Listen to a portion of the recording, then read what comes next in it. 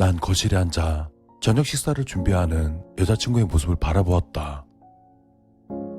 집 앞까지 바래다 준 적은 자주 있었지만 이렇게 집안에 둘만 있는 것은 처음이었다. 진도가 나가지 않는 것 같아 답답해하던 차, 어쩐 일인지 여자친구가 집으로 날 초대했다. 기대감을 가지고 들어온 여자친구의 집은 묘하게 어둡고 으스스한 분위기였다. 게다가 장식이나 인형들 역시 약간은 공포스러운 느낌이 강했다. 여자친구가 약간 독특한 취향을 가지고 있다는 건 알고 있었지만 분홍색 벽지에 인형이 가득한 소녀스러운 집을 생각했던 나에겐 약간 놀라운 일이었다. 무표정한 얼굴과 날카로운 칼을 들고 야채를 썰고 있는 여자친구의 모습은 그녀의 집 분위기와 잘 버무러져 공포 영화의 한 장면을 보는 듯했다. 물론 난 그녀가 개미새끼 하나 죽이지 못한다는 것을 알고 있었기에 특별히 나쁘다는 생각이 들지는 않았다. 물론 그럼에도 불구하고 영화 속 끔찍한 장면을 보며 아무렇지도 않게 팝콘을 먹는 그녀의 모습을 볼 때면 약간 무서운 기분이 들기도 했다. 아, 계란 사는 거 깜빡했다. 여자친구의 말에 난 반사적으로 자리에서 일어났다. 내가 갔다 올게. 요 앞 슈퍼에서 사오면 되는 거지? 하지만 여자친구는 앞치마를 벗으며 나를 자리에 다시 앉혔다. 아니야, 내가 갔다 올게. 손님한테 심부름 시킬 수는 없잖아. 오빠, 사고 치지 말고 얌전히 있어. 여자친구의 농담 섞인 말에 나 역시 웃으며 대답했다. 나 혼자 있으면 좀 무서운데? 여긴 시체라도 튀어나올 것 같아. 그 순간 여자친구의 얼굴에서 웃음기가 사라졌다. 미안. 농담이었어. 갔다 와. 여기 암전에 있을게. 급작스러운 여자친구의 반응에 난 어색하게 말을 마쳤다. 그녀는 자신의 방을 살짝 곁눈질하고는 다시 날 바라보았다. 그리고 언제 그랬냐는 듯 다시 웃으며 다녀오겠다고 말하곤 집을 나섰다. 그녀의 이의가 가지 않는 행동에 고개를 갸웃한 나는 그녀의 방 쪽을 바라보았다. 살짝 열려있는 방문으로 그녀의 방 안이 보였다. 문득 그녀의 방은 어떨지 궁금해진 나는 자리에서 일어나 그녀의 방으로 들어갔다. 그녀의 방 역시 그녀의 취향처럼 공포스러운 분위기로 꾸며져 있었다. 요즘 시대에 만약 살고 있다면 방을 딱 이렇게 꾸몄을 것 같았다. 그녀가 갑자기 돌아오질 않길 바라며 슬쩍 화장대 서랍을 열어보았다. 화장품과 화장솜, 반창고와 머리끈. 너무 평범해서 오히려 놀라웠다. 조용히 서랍을 닫고 밖으로 나가려는 내 시야에 옷장이 들어왔다. 그러고 보니 그녀가 나가기 전 곁눈질로 저 옷장을 본 것 같았다. 옷장에 뭐라도 숨겨뒀나? 어쩌면 깜짝 선물이 들어있을지도 모른다고 생각했지만 이내 고개를 저었다. 아무리 그래도 더 이상 막 뒤져볼 수는 없는 노릇이었다. 이내 흥미를 잃고 그대로 몸을 돌려 방에서 나가려던 순간 난 다시 고개를 돌려 옷장을 바라보았다. 옷장의 좁은 틈새로 무언가 보였다. 한 쌍의 사람 눈동자 같은 무엇인가 보였다. 그리고 난 가만히 그것을 응시했다. 너 지금 무슨 생각하는 거야? 사람의 눈동자가 저기에 있을 리는 없었다. 하지만 아무리 다시 봐도 저건 사람 눈동자다. 조금 자세히 보기 위해 한 발자국 앞으로 다가갔다. 옷장에 있는 눈동자는 정확히 날 주시하고 있었다. 난 천천히 손을 올려 옷장 문을 잡았다. 그리고 힘차게 옷장 문을 열어 제꼈다.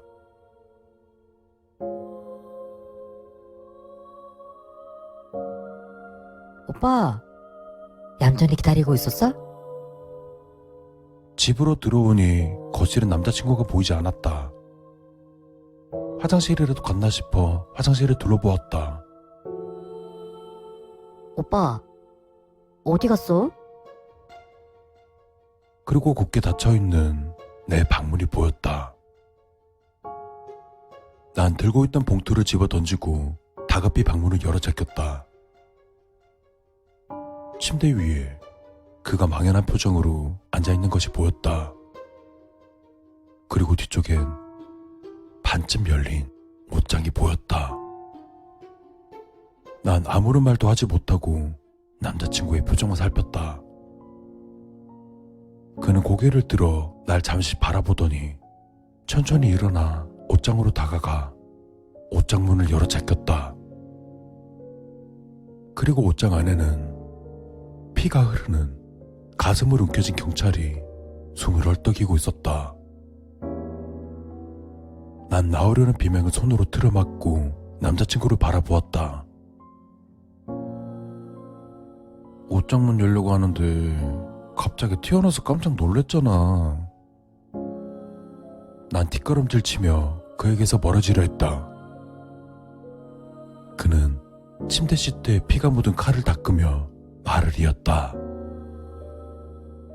눈치 참 빠르네. 진짜 어떻게 알았대? 뉴스에서 살인사건이니 미친 연쇄살인만이 엄청 떠들어댔어도 지금까지 미리 알아챈 사람은 없었는데. 난 애써 눈물을 참고는 더듬거리며 말했다. 오빠 차 트렁크에서 피 묻은 망치랑 톱을 봤어. 그는 칼을 든 손으로 이마를 두드리며 툴툴거렸다. 아, 맞네. 내가 그런 실수를 했구나. 근데 조심 좀 하지 그랬냐? 큰일 날 뻔했잖아.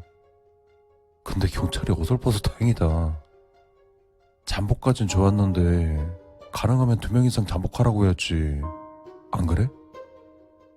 나도 경찰이 잔뜩 출동하길 바랬지만 직접적인 증거가 없기 때문에 지원이 어렵다고 했다. 경찰서에서는 그저 혹시나 싶어 잠복 경찰 1명을 내게 파견해준 것뿐이었다. 한 달 정도 너 갖고 놀려고 했었는데 어쩔 수가 없네. 아, 자기야, 근데 저녁 준비 안 해? 네가 만들어준 저녁을 먹고 싶었는데 영영 못 먹겠네. 그는 칼을 들어 올리며 내게 다가왔다.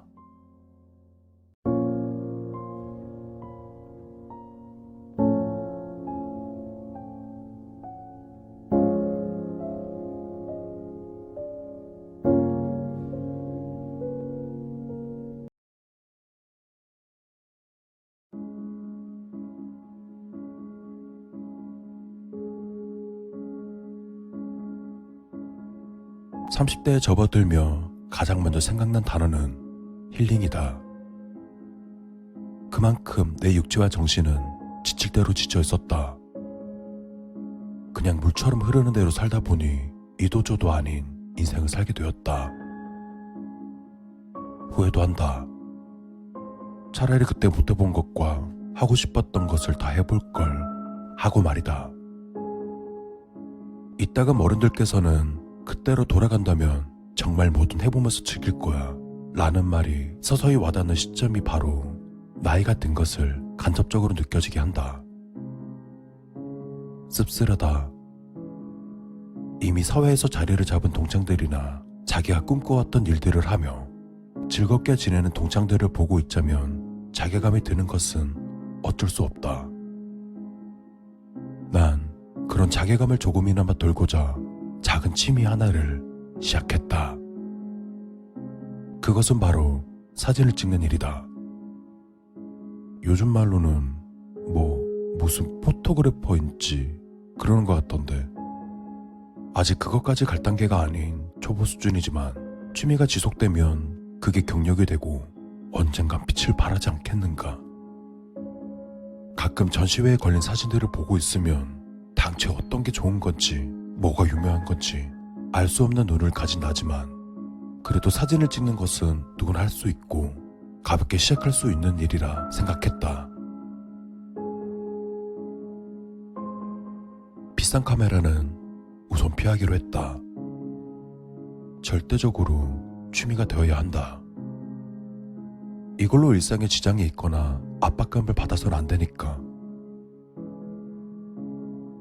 적당한 가격으로 구매하기 위해 여러 중고 사이트들을 돌아다녔고, 마침 살고 있는 동네에서 괜찮은 중고 카메라가 하나 나왔다. 적당히 모델명에 검색한 뒤 카페에 질문을 올리고 구입 허락을 받자마자 바로 구매를 했다. 안녕하세요. 혹시 중고 카메라? 예. 이거고요. 취미로 쓰시기에 문제 없을 겁니다. 선한 인상으로 웃음을 지으며 사라지는 판매자를 보며 내 손에 들린 작은 무게에 뭔가가 이루어지는 것 같아 기분이 좋았다. 난 서둘러 카메라를 챙기고 걸음을 옮긴다. 우선 가까운 곳 아무데나 이동해 카메라 이곳저곳을 만지며 초점을 조절한다. 무수히 많은 사람들이 오가는 신호등이며 커다란 고층 빌딩에서 열심히 일을 하는 사람들, 환한 라이트를 빛내며 달리고 있는 자동차들, 하나하나 소소한 장면들을 카메라에 담는다. 셔터를 누를 때마다 전해지는 왠지 모를 감각은 너무도 날 설레게 만들었다. 그렇게 하나하나 카메라에 풍경들을 담고 있을 때였다. 뭐야 이거. 렌즈에 뭔가가 묻었는지 어느 부분이 유독 까맣다. 카메라를 들어 렌즈를 보니 아무것도 묻어있지 않은 상태였다.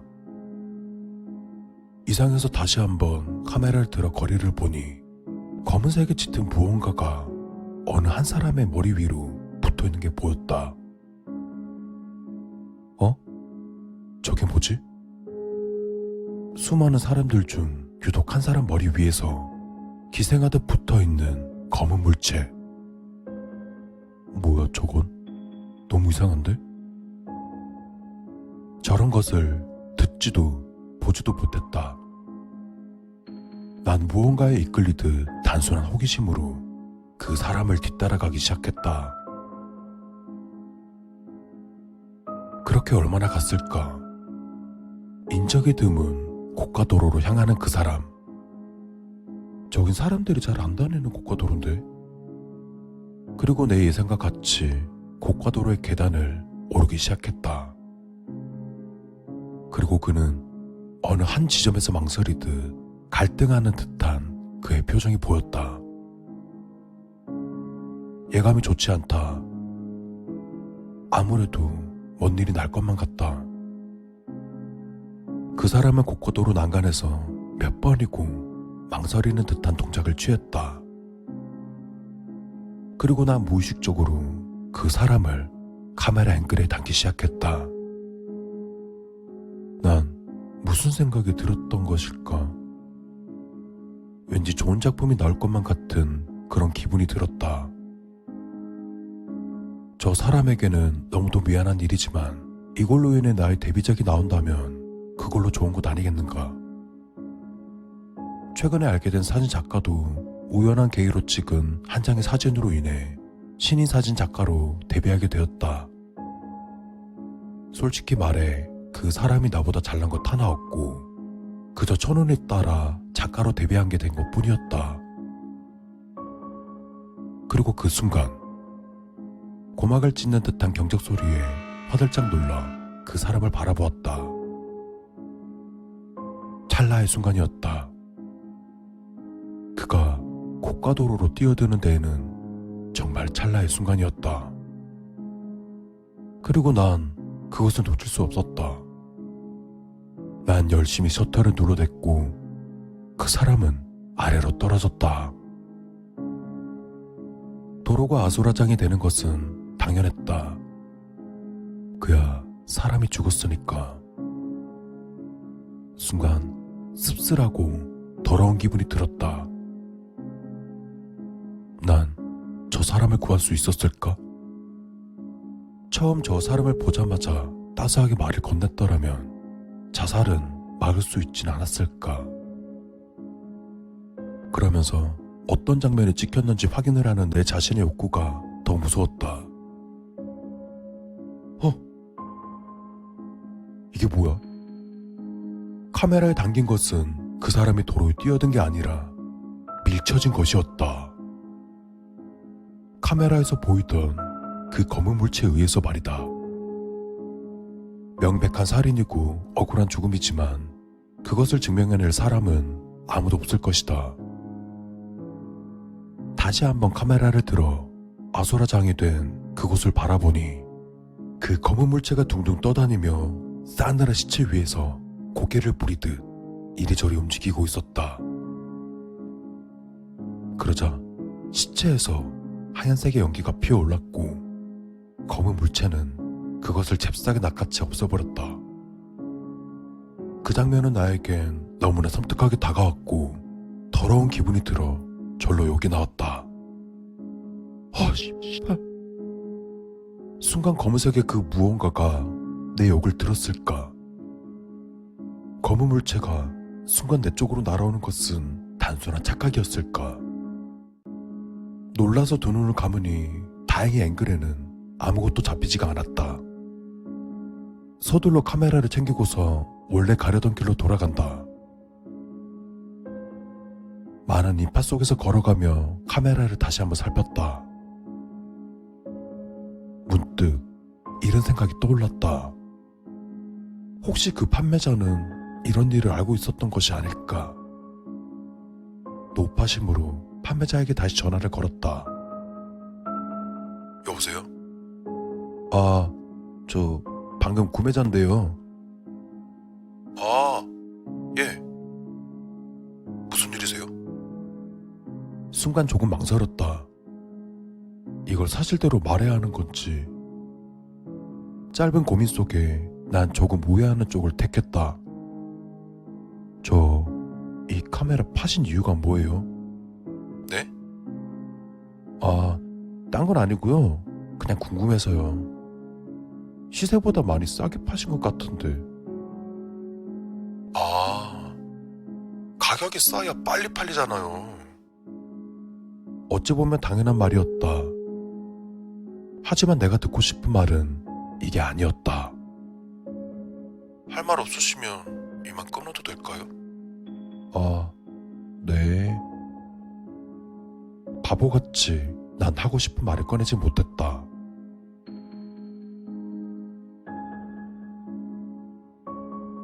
집으로 돌아가기 전 신호등 앞에서 무심결에 커다란 전광판을 보니 고가도로에서 누군가 자살했다는 뉴스가 방영되고 있었다.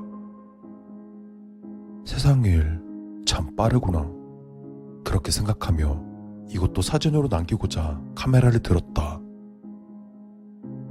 조심스레 카메라 앵글을 맞추던 중 또다시 검은색의 무언가가 슥 하고 지나가는 것이 보였다. 순간 문제의 그것이 저 검은 물체라고 알아챈 나는 카메라를 이리저리 돌려 검은 물체를 찾아내기 위해 애썼다. 하지만 워낙 빠른 속도로 지나간 터라 보이지가 않았다. 나는 조금 걷기로 했다. 왠지 이 근방에서 찾을 수 있을 것만 같은 그런 기분이 들었기 때문이다. 어디로 간 거야? 허탈한 마음에 당장 눈앞에 있는 벤치에 앉았다. 그리고 카메라를 들어 주변을 둘러보기 시작했다. 저기 있다. 순간 운이 좋았는지 검은 물체를 찾았다. 그리고 그 검은 물체는 커다란 트럭 속으로 빨려 들어가는 것이 보였다. 또 뭔 일 나겠는데? 예감이 좋지 않다. 서둘러 카메라를 들어 트럭을 앵글에 담았고 거기에는 검은 물체가 트럭 앞좌석을 차지하기 시작했다.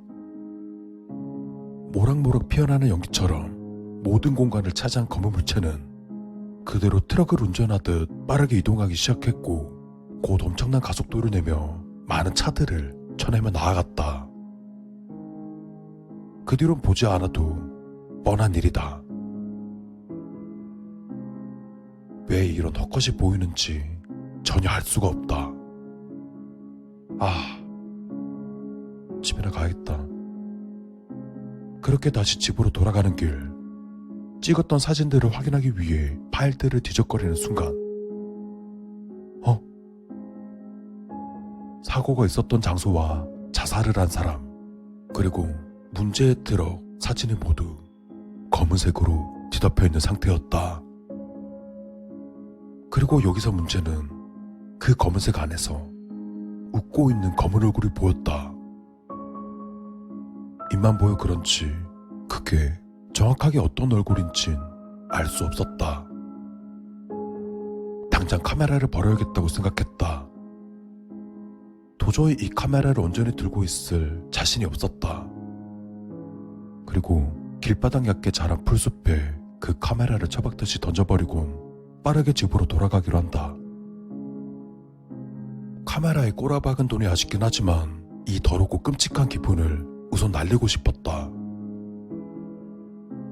그렇게 한참을 걸어가던 중 누군가가 나를 불러 세웠다. 뒤를 돌아 그 남자를 보니 한 손엔 그 카메라를 들고 있었다. 순간 소름이 돋았다. 어떻게 저걸? 분명 저걸 버렸을 때는 아무도 없었는데? 이거 당신 거 맞죠? 카메라를 가리키는 남자를 보니 난 어떤 말을 해야 할지 망설였다. 내 것이라고 하면 다시 저 카메라가 내게 돌아올 텐데. 저기 카메라요? 바꾸려고 그냥 버린 거예요. 남자는 고개를 갸웃거리며 내게 물었다. 이렇게 상태가 좋은데 버리신다고요? 예. 손에 맞지 않아서요. 내 말에 남자는 믿을 수 없다는 표정으로 나를 잠시 보더니 이내 말했다. 그럼 이거 제가 가져도 되나요? 예. 그러세요. 바라던 바였다. 그렇게 서둘러 대화를 끊고 돌아서려는데 남자가 다시 나를 불러 세웠다. 저기 잠시만요. 왜요? 저 남자는 조금 끈덕진 기질이 있는 것 같다. 조금 퉁명스럽게 말해 저 남자를 떼어내려는데 이상하다. 남자는 믿을 수 없다는 듯 나와 카메라를 번갈아 보더니 다시 카메라를 들어 나를 보며 말했다. 그쪽 머리 위에요. 검은 물체가 지금 보이거든요. 근데 카메라를 떼면 그게 왜 안 보일까요?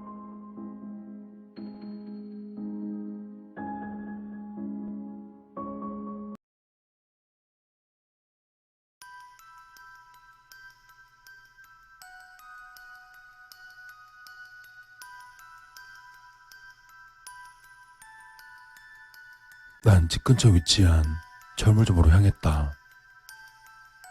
그리고 쇠떡과 쓰레기 봉투를 들었다. 내가 가져온 상품을 찍는 카운터 직원이 나를 이상한 듯이 쳐다보았다. 같은 철물점에서 다 사지 말 걸 그랬나? 카운터 직원의 반응에 문득 떠오른 생각이었다. 계산은 현금인가요? 카드인가요? 점원이 내게 물었다.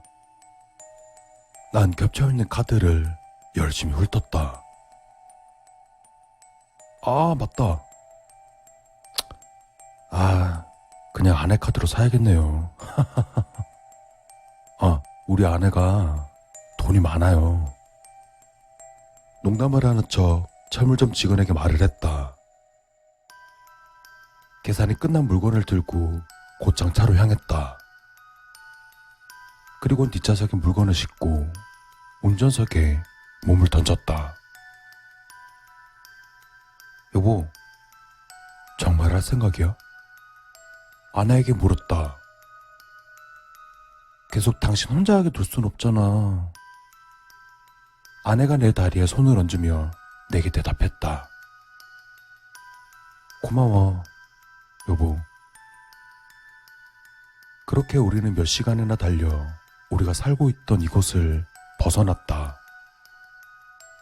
보통은 이런 일에 아내를 동반하진 않지만 매번 혼자서 처리할 때마다 조금씩 나 자신이 사라지는 기분이 들었다. 아마 아내는 내 부담을 조금이나마 덜어주고 싶은 마음이었을 것이다. 사전에 조사한 장소로 가려면 산을 조금 올라가야 했다. 그렇게 서서히 목적지에 도착할 즈음 여자는 이미 완전히 정신을 차리고 그곳을 빠져나오려고 비명을 질러댔다. 분노가 치솟아 오른다. 여자가 도망가지 못하도록 다리를 부러뜨리고 싶었다. 그게 바로 내 방식이니까. 하지만 아내는 그 방법이 잔인하다고 생각했다. 여보, 이 여자 이거 어떻게 할까? 그리고 난 아내에게 트렁크를 열 테니 얼른 준비하자고 했다. 그 순간이었다. 트렁크를 열자마자 여자가 쏜살같이 튀어나와 아내를 넘어뜨렸다. 그리고 살기 위해 여자는 죽을 듯이 달리기 시작했다. 난 여자 목에 미리 걸어둔 밧줄을 잡아당겨 여자를 넘어뜨렸다. 여보 뭐해? 그냥 빨리 죽여. 아내가 외쳤다. 난 일어나라고 바동거리는 여자의 뒤통수를 삽으로 가격했다. 그리고 여자는 쓰러졌다. 이 방법은 너무 극단적으로 느껴질 수 있지만 이건 아내의 의견이었다. 난 그런 광경을 견딜 자신이 없다. 하지만 당장 다른 방법은 없었다. 20년 전 딸이 사고로 죽었을 때 우리 부부의 마음은 산산이 조각났다. 우리 딸은 우리의 세상이자 우리의 전부였다. 그리고 어떻게 된 영문인지 나도 잘 모르지만 어느 날 한밤중에 잠에서 깨 물을 마시러 내려갔던 나는 그곳에 잠자코 앉아있는 딸을 발견했다. 그리고 우리 부부는 기적이라고만 생각했다. 하지만 곧 딸의 모습을 한 존재는 우리가 알던 딸이 아니라는 사실을 깨닫게 되었다. 딸이 죽은 지 벌써 20년이 지났다. 그리고 우리 부부는 이런 짓을 20년이나 반복해야만 했다. 부디 이번에 선택한 살인이 딸의 다음 부활을 막아주길 바랄 뿐이다. 정말 어쩔 수 없었다.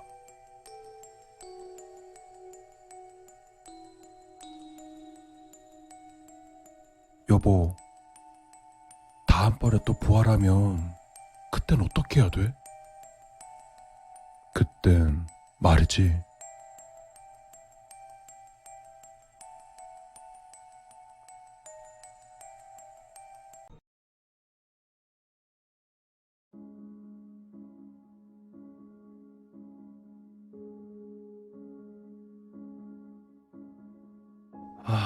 씨발. 또 쳐다보네. 건너편 집에 사는 남자가 이상하다. 창문을 열면 가끔씩 우리 집 쪽을 바라보는 그 남자와 눈이 마주친다. 내가 노려보면 남자는 다른 곳을 보며 난장을 피운다. 창문은 불투명하고 블라인드도 있어 안을 훔쳐보지는 못하겠지만 여자 혼자 사는 방을 저렇게 쳐다보는 건 실내인 것은 너무도 분명하다. 더 소름 돋는 것은 얼마 전 퇴근 후 집 앞에서 그 남자와 마주쳤을 때 그가 내게 한 질문이다. 안녕하세요. 건너편 사시죠? 혹시 혼자 사시나요?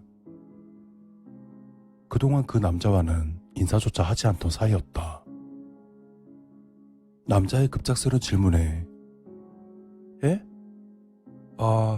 예, 혼자 살아요. 라고 대답해버리고 말았다. 잠시 무언가를 생각하던 그 남자는 실례지만 지금 남자친구는 없으시죠? 라고 물어온다. 그제서야 난 정신을 차리고 애인이 집에 자주 와요 라고 거짓말을 했다. 그리곤 도망치듯 집으로 돌아와 문을 이중으로 잠갔다. 너무나 이상한 기분에 다음날 당장 잠금장치를 2개나 더 달았다. 또 창문은 완전히 잠가놓고 블라인드까지 쳐놓은 채 아예 열지도 않았다. 그래도 안심이 안 된다. 오늘은 호신용 스프레이라도 사놔야겠다.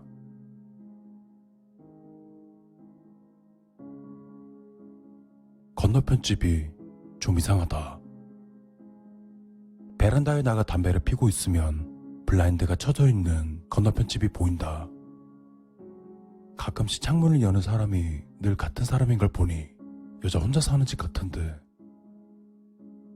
블라인드 너머 보이는 실루엣은 2명이다. 이상한 생각이 들어 실례를 무릅쓰고 물어봤지만 좋지 않은 오해를 받은 듯하다. 창문에 보이는 실루엣을 보면 남자 1명, 여자 1명인데 그냥 그러려니 하고 넘어가려 했지만 그러기엔 좀 꺼림칙하다. 아무리 봐도 그 남자의 실루엣, 늘 바닥에서 50cm 정도는 떠있는 것처럼 보였으니까.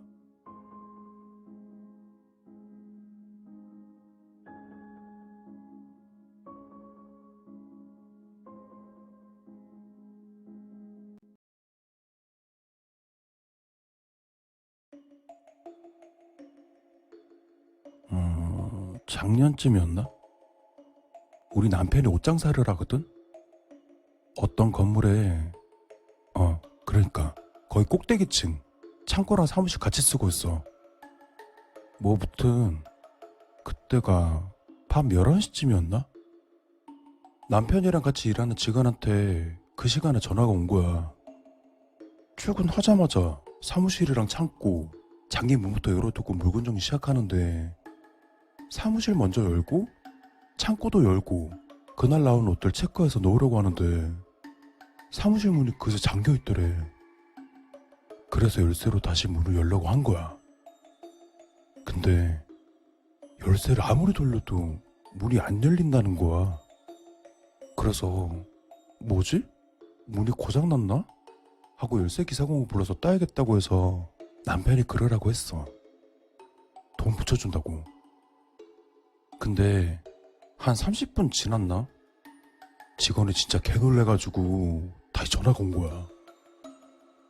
여기서부터 남편이 직원에게 들은 얘긴데 열쇠 콜 기사님이 오셔서 보시더니 이건 고장이 아니고 안에서 뭘 걸었다는 식으로 말씀을 하시면서 이거 열려면 아예 드러내야 된다고 막 그러셨나 봐. 그래서 열긴 해야 되니까 어쩔 수 없이 문고리 쪽을 아예 떼내듯이 열었나 봐. 근데 문에 작은 구멍 있잖아? 그 구멍으로 기사님이 뭐지?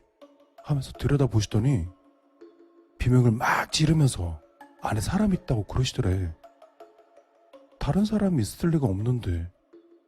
무튼 지금도 뚫린 구멍으로 들여다봤더니 웬 동그란 눈동자가 딱 보고 있었다는 거야. 그래서 경찰 기다렸다가 같이 문 열었대. 근데 안에 들어갔더니 진짜 귀신같이 생긴 삐쩍 마른 여자 하나가 간식 다 뜯어먹고 옷 샘플 있던 거 다 껴있고 그러고 거울 보고 있더래. 컵라면도 한 7개 있던 거 다 부셔먹고 초콜릿 같은 것도 입에다 묻히고 안 나간다고 난리를 쳐서 끌어내야 하는데 성추행 뭐 어쩌고 소리를 너무 질러서 여경분들 오셔서 팔다리 잡고 끌고 나갔대. 그러면서 사람들한테 뭐라고 한지 알아? 너 내 성기 봤지? 좋냐? 이러더래. 아, 뭐 그런 년이 다 있냐? 하도 난장판을 만들어놔서 정리하고 있는데 경찰분에게 전화가 왔대. 아, 근데 이거 진짜 골 때리는 내용인데 그 여자가 옷 입어보면서 옆에 팬티랑 스타킹까지 다 벗어났는데 그거 안 가져오면 신고하겠다고 한다는 거야. 진짜 별 미친년이 다 있지. 그 여자가 입어본 건 너무 더러워서 그냥 다 버리고 전부 다시 만들었대. 근데 그 여자 있잖아. 남편 전 여친은 아니겠지?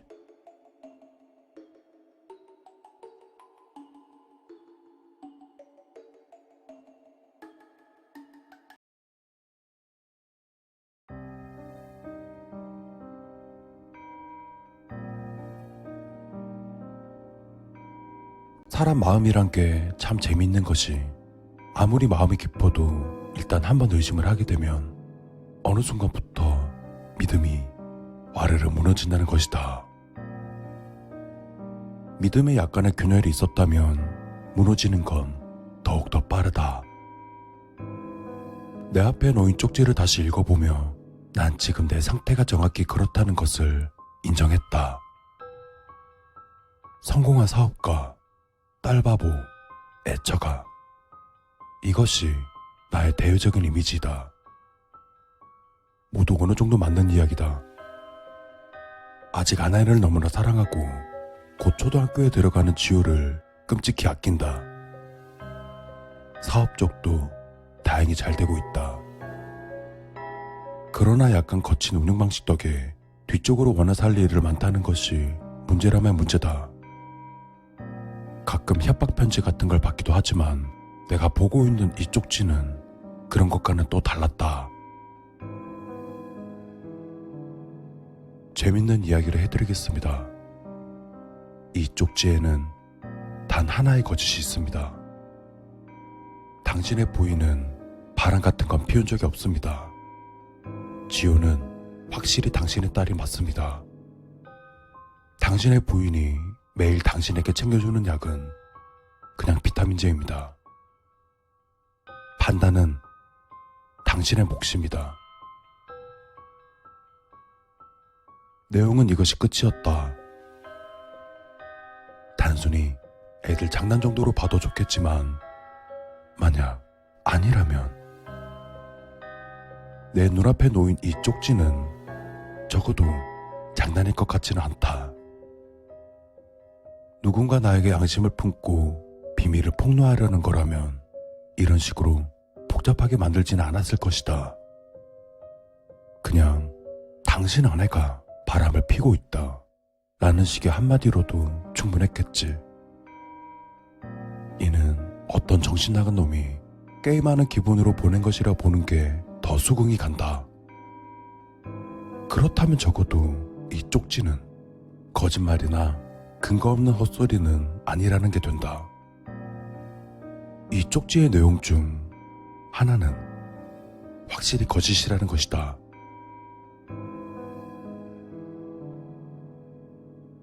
머리가 아파오기 시작했다.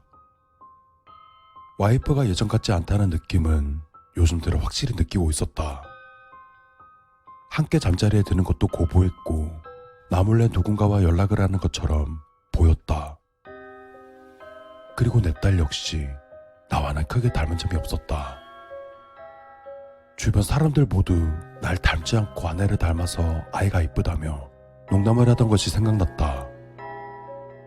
그리고 와이프가 비타민제라고 늘 나에게 주던 약, 분명 한두 달 정도 된 것 같다. 뭔가 다른 약일지도 모른다는 생각은 전혀 해보지 못했다. 만약 저 3가지 이야기 중 진짜 거짓이 있다면 저 중 하나만 거짓이라도 난 제정신을 유지할 수 있을지 장담할 수 없었다. 사실 가장 의심되는 것은 첫 번째이다. 다른 것은 단순히 추측이지만 그건 어느 정도 심증이 있으니까. 난 마음 먹고 뒷조사를 해보기로 했다. 그리고 며칠 뒤 사람을 시켜 알아보니 아내가 내가 모르는 다른 사람에게 연락을 한다는 것을 확신할 수 있었다. 그는 나보다 어린 병원 의사였다.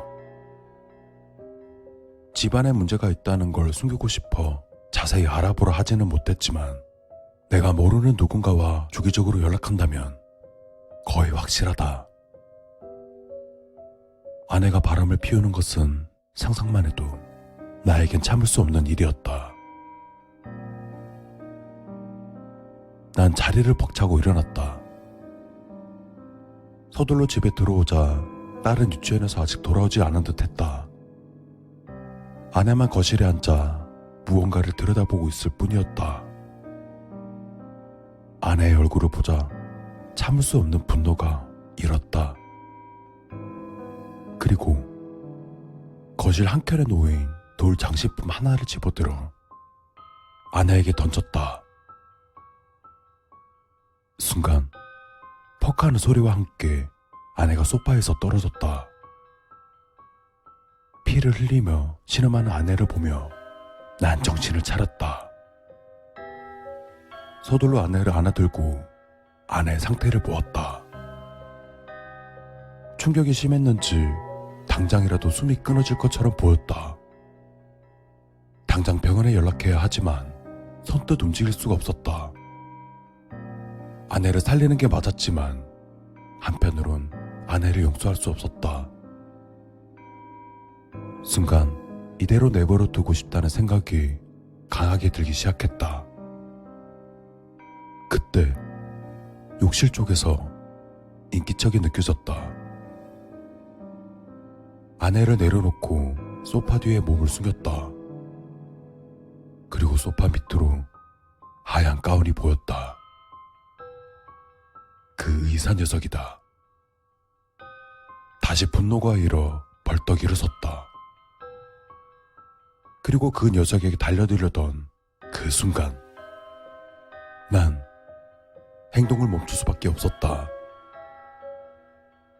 의사는 여자였다. 상황 파악을 하지 못하던 때에 쓰러진 아내가 들고 있던 것을 보았다. 초음파 사진이었다. 사진 아래쪽에 지호 동생이라는 작은 문구가 써 있었다. 놀란 나머지 쓰러진 아내를 본 여자의사가 소리를 지르며 도망치는 것을 잡지도 못했다. 그렇다면 그 쪽지는 대체 무엇이란 말인가? 그냥 원한을 가진 사람의 헛소리라기엔 뭔가 미심쩍다. 그리고 그때 문득 떠오른 게 하나 있다. 쪽지에 써있는 것 중 한 가지는 거짓이다. 쪽지에 써있던 하나의 거짓이 있다 라는 말이 거짓일 수도 있다. 집 안으로 들이닥친 경찰들에게 붙잡혀 퍼뜩 정신이 들었을 때 아내는 이미 숨이 끊어져 있었다.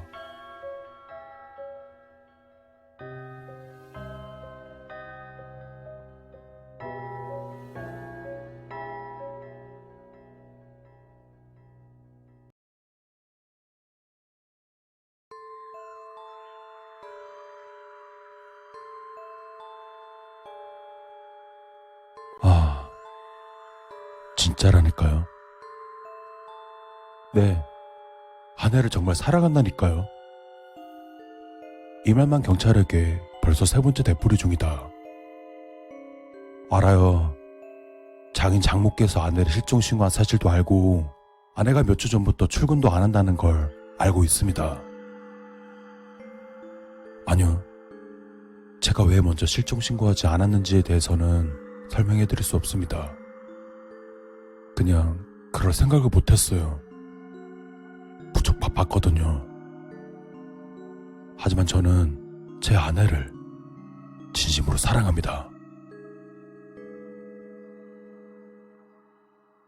둥근 얼굴과 큰 덩치를 가진 사내는 내 말을 전혀 믿지 않는다. 이 상처요? 이건 고양이가 긁은 겁니다. 동네에 길고양이들이 많이 있거든요. 몰라요. 저는 처음 본 녀석인데 왜 다짜고짜 저를 공격했는지 제가 어떻게 합니까? 그가 한숨을 쉰다. 나는 거짓말의 젬병이다. 저 밖에 있는 거 뭡니까? 그가 내게 물었다. 난 고개를 돌려 정원으로 향하는 유리문을 바라봤다. 애초에 이 남자를 집에 들이는 게 아니었다. 뭐 말입니까? 나는 전혀 모르겠다는 얼굴로 되려 그에게 되물었다. 저 흑더미 말입니다. 그가 말했다. 저거 참 이상하네요. 마치 저 밑에 뭘 붓기라도 한 것처럼 보이는데요. 그가 몸을 일으켰다. 가서 좀 살펴봐도 되죠? 그는 권총집에 꽂힌 총 손잡이를 잡았다. 난 그러지 말라고 말하고 싶었지만 공포에 몸이 멈춰버렸다. 그가 유리문을 열고 정원으로 향했다. 그는 갓 파낸 듯 축축한 흙 상태를 확인하더니 고개를 저었다. 그럼 이건 뭐죠? 그가 내게 물었다. 모르죠. 말이 더듬더듬 나왔다. 아무래도 그는 여태까지 본 살인자 중 나를 가장 멍청한 놈이라고 생각하는 것 같았다. 그리고 저거요. 저거는 또 뭡니까? 그가 창고로 가리키며 물었다. 아, 저기요. 별거 아닙니다. 거짓말을 했다. 어? 저건 땅 팔 때 쓰는 삽 아닌가요?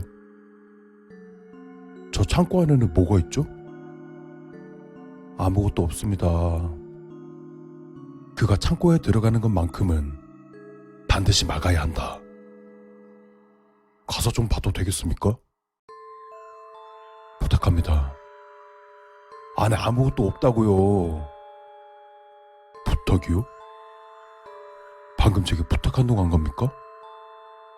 그가 창고로 향했다.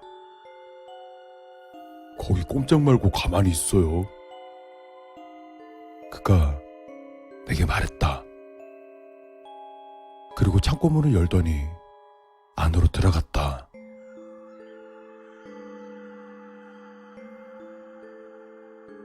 나는 고개를 떨궜다. 잠잠하던 창고 안에서 갑자기 기가 찢어질 듯한 높은 비명이 들기 시작했다. 그리고 뒤이어 우당탕하는 시끄러운 소리가 들려오기 시작했다. 난 크게 심호흡을 했다. 그리고 사시나무와 같이 손이 마구 떨렸다. 마음을 가다듬기까지 시간이 조금 걸린다. 나는 창고로 들어갔다. 창고 안은 매우 어수선하다. 창고 벽과 바닥은 온통 피칠갑이다. 한쪽 구석에 아내의 노란 눈동자가 어둠에 빛나는 것이 보인다. 아내가 죽은 경관의 살점을 뜯을 때마다 잘박대는 소리가 들린다. 아내는 뜯어낸 살점을 씹지도 않고 삼켜버린다. 심지어 찢긴 옷까지 말이다. 아무래도 많이 배고픈 모양이었다. 아내는 먹던 것을 그만두고 노란 두 눈을 내게 고정하더니 아직 뜨거운 김을 내뿜는 주둥이로 내 냄새를 맡들어 내게 다가왔다. 내게 가까이 온 아내는 애정을 듬뿍 담아 그 큰 얼굴을 비벼대며 말라붙은 붉은 혈흔을 묻혔다. 그리곤 거대한 발로 내 주변을 휘감고 탱탱하게 팽창한 얇은 몸을 내게 밀착했다. 헛간 냄새를 품은 아내의 거친 털이 내 얼굴에 스쳤다. 그리곤 아내는 가날프게 울더니 내 팔을 그녀에게 둘렀다.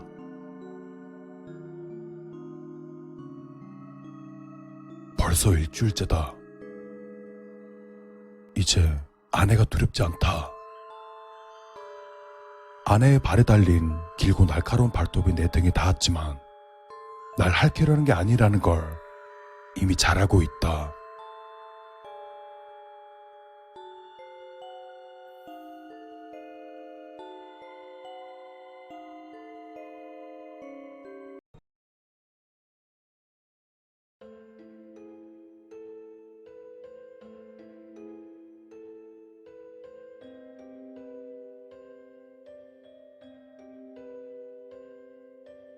악마라는 것은 무엇인가? 나는 깊이 생각해 보았다. 악마라는 것은 무엇인가? 악마가 거주하는 집은 어디인가? 오늘날 사람들은 각자가 좋고 나쁜 것을 생각할 줄 안다. 악마는 시체를 갉아먹는 해충 같고 감염성 질병 같다. 악마는 인간이 자기 내면에 약한 생각을 발생시키는 근원이라고 나는 생각한다. 악마는 결코 인간 세상에 자신의 존재를 드러내지 않는다. 어떤 모습으로도 나타나지 않으니 인간은 그 존재를 계속 상상하며 그 모습에 살을 덧붙이고 더욱 아름답게 또는 끔찍하게 살을 더하고 부풀려 상상한다. 사실 그것이 악마가 원하는 것이다. 악마는 이기적이고 오만하며 작은 일에도 쉽게 질투하고 자신은 불쌍한 피해자라고 호소하며 뒤에서는 인류를 비웃고 인류가 자신의 계획대로 선동당하면 만족해한다. 악마는 인간을 철저히 자신을 부구하고 착하고 아름다운 존재라고 생각하게 만든다. 이는 인간의 마음속 상상을 이용하기 때문이다. 인간이 상상하는 모든 아름다운 모습으로 변신하는 것이 악마의 능력이 아닐까. 악마는 인간의 욕심 때문에 서로 시기하고 살인하고 범죄하며 서로 용서하지 않고 복수하고 자기가 옳다고 생각하게 만든다. 즉, 인간이 스스로 악마가 되게 만든다.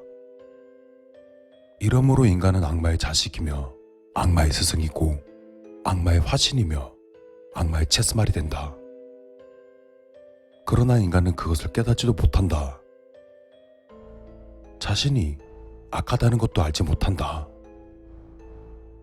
그리고 악마 자신은 또 다른 먹이를 찾아 떠나가며 역겨운 성격을 감춰 아름다운 모습으로 변신하여 다른 사람들을 악하게 만든다. 악마는 자기 자신이 인간에게 숭배받는 것을 즐긴다. 악마는 어떤 인간의 조상의 모습으로든 혹은 오래전에 죽은 지인의 모습으로 변신하며 그 지인의 입버릇과 똑같은 말을 함으로 스피드웨건처럼 순식간에 인간의 마음을 공략한다.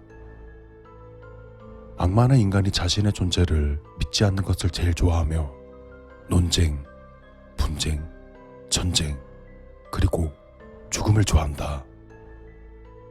다만 인간이 제멋대로 자신의 존재를 결정해 주기를 기다리고 있다. 유령이든 천사이든 신님이든 또는 조상의 혼이든 자신을 그렇게 믿도록 하는 것이 악마라고 나는 생각해 본다. 악마는 모든 거짓말쟁이의 선조다. 모든 거짓말을 즐겨하며 모든 사람을 속이며 속으로 비웃는다. 악마는 인간이 거짓말을 할 때를 가장 좋아한다. 악마는 어느 한 공간에 있지 않고 공기나 바람처럼 존재하는데 인간의 마음속에서 존재한다. 악마는 철저히 인간이 탐욕적이고 이기적이며 악을 즐기게 부추겨 자기 자식들로 만드는 것이 목적이라고 나는 생각한다. 악마의 씨는 이미 우리 인류의 마음속에 어느 순간 존재하게 되었다. 우리가 악마가 될 수 있는 것이다. 세월이 흘러 세상에서 우리가 악마 그 자체가 되는가, 아니면 온 힘을 다하여 악마와 대항하고 승리하는가, 그것을 결정할 때가 올 것이다. 이미 많은 사람들은 악마가 되었고 악마처럼 살아가고 있다. 그러나 스스로 자신을 악마라고 하는 자는 없다. 스스로 자신을 악마라고 하는 사람은 오히려 선해질 수 있을 것이다. 현실을 부인하지 마라. 현실은 우리가 악마의 자식, 악마가 되고 있으며 악마는 오래전부터 인간의 지배자였다는 것이다. 세상에 고통받는 자들이 많다는 것을 우리는 안다. 병든 환자들, 가난한 자들, 기근으로 배고픈 자들, 학대당하는 자들, 이같이 많은 피해자들이 세상에 넘친다는 것을 우리는 안다. 만일 우리 중에서 이런 약한 사람들을 도와주고 그들에게 아무것도 바라지 않고 받지도 않았다면 그는 악마와 상관이 없다고 나는 생각해 본다.